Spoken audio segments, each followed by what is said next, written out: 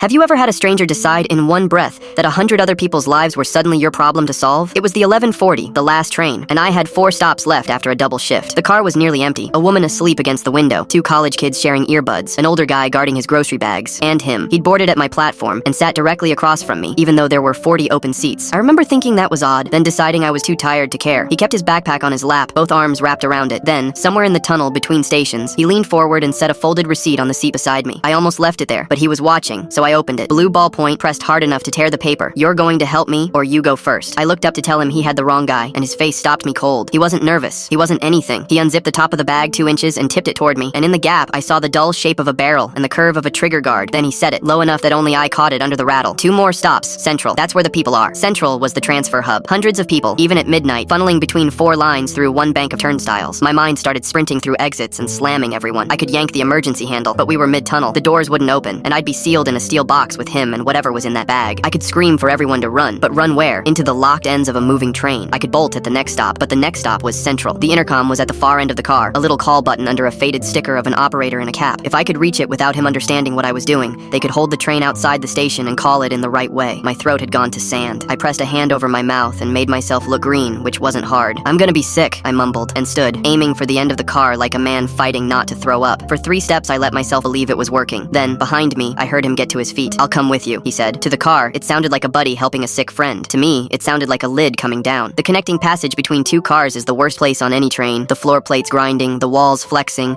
the roar of the tunnel pouring in through the gaps. I crossed it with one hand on the cold rail and his breathing steady behind me, matched to my steps, while mine came in ragged pulls. The next car's intercom was 15 feet ahead. The platform doors were 10. Central was 90 seconds out. If I lunged for the intercom, he'd know. If I stepped off at the doors, Central would pay for it. 10 feet. The train began to slow. 8. The tiled wall of the platform slid up outside the black glass. 6. Every cell in my body was begging me to just wait for the doors, step off, and be a guy who got to go home. Then I made my choice. I threw myself past the doors, drove my whole fist into the intercom, and screamed into it and the length of the car at once. "He's got a gun. He's on the train. Hold it, Central. Stop the train." His footsteps paused for half a second, then came fast. I spun to take it, arms up, certain the next thing I'd feel was metal punching through me. The doors hissed open behind my back, and the platform wasn't a platform. It was a wall of them. Transit officers, vests and rifles, moving before the doors finished parting, already shouting at him to get on the ground. 2 were past me before I understood they were real. They took him off his feet and folded him onto the floor, the backpack skidding loose, a black pistol spinning across the matting and knocking against a pole. "Down! Hands! Show me your hands!" "Weapons secured." A sergeant crouched beside me, steadying my shoulder. He told me they'd been tracking the man since a camera flagged him 2 stations back, since before he ever sat down across from me. They'd known the whole time, and I'd spent every one of those minutes certain I was the only thing standing between that bag and 100 strangers. "You did good, son," he said. My legs finally gave, and I sat down right there on the floor of the train.